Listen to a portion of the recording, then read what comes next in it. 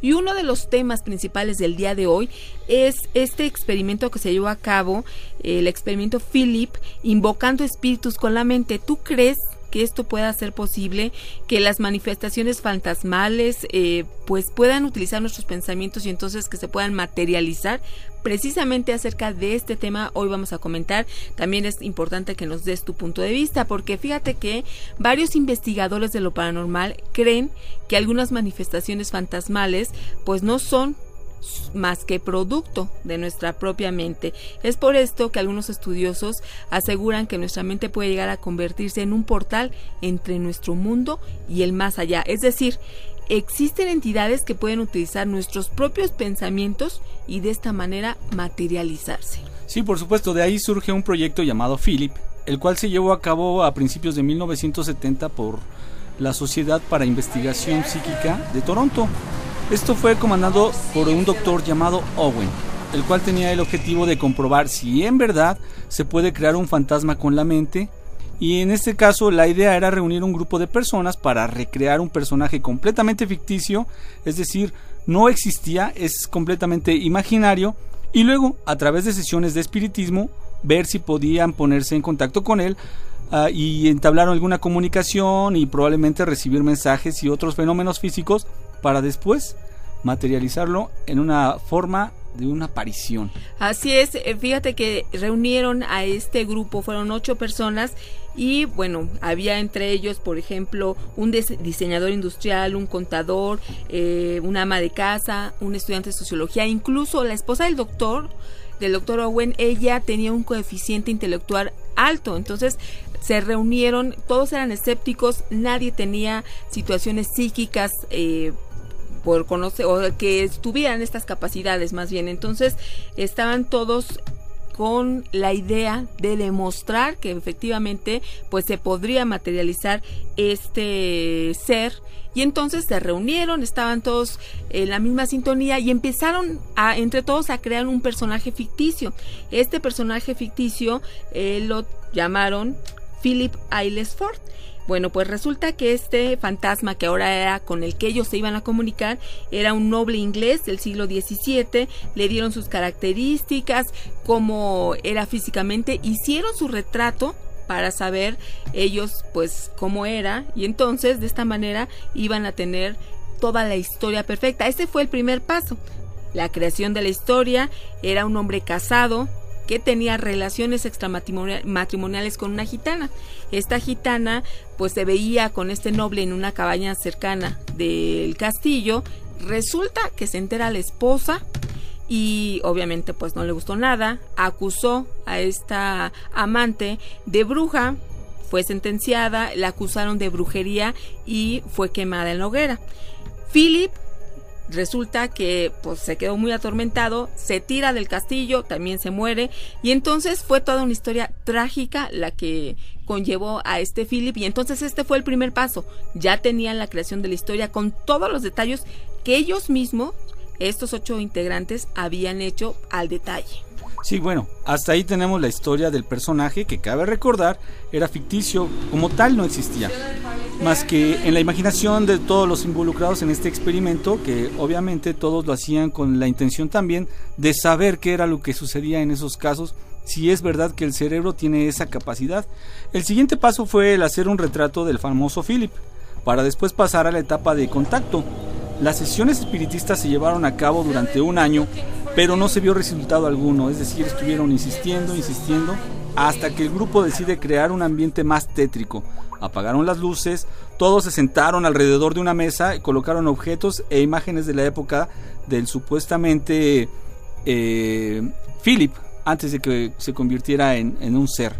Entonces crearon el verdadero ambiente de una sesión espiritista, y entonces pasaron muchas cosas interesantes, Gina. Así es, porque bueno, ellos se fueron creando. Esto fue un experimento muy largo, duraron 2 años, empezaron en 1970, en el 72, bueno, ya tenían toda esa característica que se fueron metiendo en el personaje, y resulta que bueno, se reunían, trataban de comunicarse con él, con las luces prendidas, y pues resulta que no pasaba nada, que se les ocurre y dicen, bueno, ¿qué tal que hacemos pues el ambiente de una real sesión espiritista? Se reunieron, se pusieron alrededor de una mesa, nada, apagaron las luces y entonces estuvieron insistiendo y resulta que empezaron a tener ese contacto. ¿Cómo? Con golpes. Un golpe sí, 2 golpes no. Ellos preguntaban y resulta que este espíritu, este supuesto espíritu, que ahorita el maestro Soham nos va a decir si eso puede ser posible o no, se comunicaba. Entonces ellos ya se empezaron a meter más porque entonces sí había alguien que les estaba contestando y les contestaban las cosas que ellos preguntaban y entonces les contestaban con cosas reales. Resulta que ellos dicen que están seguros que era el espíritu de Philip porque pues también le preguntaron que si era Philip y entonces les dijo que sí era. Bueno, de hecho hay que mencionar un aspecto muy importante. Ninguno de los participantes en ese experimento sabía que era un ser ficticio. Ellos pensaban que fue real, de ahí que se inventara una historia tan dramática y tan trágica, pero ninguno de ellos conocía que era inventado, eran objeto de un experimento. De hecho, hay algunos escépticos que aseguran que únicamente se trató de histeria colectiva y de un mal juego de la mente, es decir, pura sugestión, ya que mientras realizaban sus sesiones en un ambiente normal con la luz encendida, no pasaba nada. Hasta que crearon un ambiente más tétrico, fue cuando supuestamente comenzaron las manifestaciones sobrenaturales. Aquí hay que aclarar, bueno, si este contacto con Philip, que sí lo estuvieron teniendo, fue un fantasma que crearon con la mente, o bien a lo mejor sí se les apareció un espíritu y sí estaban hablando con alguien y resulta que ese espíritu estaba enmascarado y estaba diciendo que era Philip. Entonces, maestro, aquí hay que primero partir si es o no posible que a través de la mente nosotros estemos creando un fantasma. También aquí tenemos en la mesa a Raúl Vázquez, él es psicólogo y terapeuta, porque él también desde este punto de vista nos va a dar el contexto, si es posible o no. Maestro, esto sí es posible que nosotros generemos un fantasma, o bien ellos creen que se estuvieron comunicando pues con un espíritu real y ellos creían que era el ficticio. Bueno, aquí, Gina, me gustaría comenzar desde el punto de vista parapsicológico, decir que la creación es mental, es el primer principio de generación de la creación, el mentalismo. Que se pueda proyectar a través de la mente, nosotros desconocemos realmente el poder que tiene la mente, de que un grupo de personas o una persona pueda proyectar una imagen definida de acuerdo a una información, por supuesto que es posible, pero eso no sería un fantasma, no sería más que una proyección, y que podría tomar cierta forma si los participantes en ese experimento, de alguna manera, porque esto no es consciente siempre, llegaran a liberar un poco de ectoplasma o energía, podrían en cierta forma medio visualizar una proyección, pero no sería jamás un fantasma. Vamos a recordar, por ejemplo, cómo funciona la telepatía. Si yo quisiera transmitirle a ustedes telepáticamente, a todos ustedes que me están escuchando, por ejemplo, una mariposa, yo no tendría que estar pensando mariposa, mariposa, mariposa, mariposa, porque no recibirían absolutamente nada, yo como emisor y ustedes como receptores. Pero si yo visualizo una mariposa, ustedes puede ser que la perciban, incluso del color y características que estoy proyectando a través de visualización.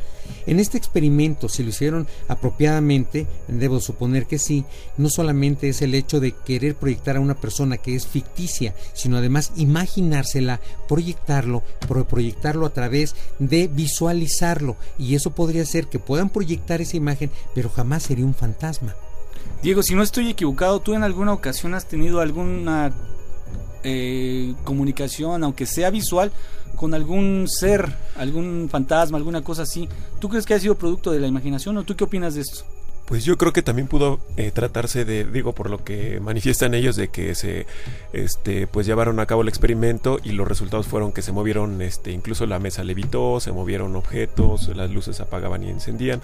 A mí por ahí me llegó a suceder alguna vez que un vaso del lavatraste se cayó, estaba dentro del lavatraste vacío y se cayó. Yo creo que ese tipo de fenómenos puede ser que sean de telequinéticos, ¿no? Por supuesto.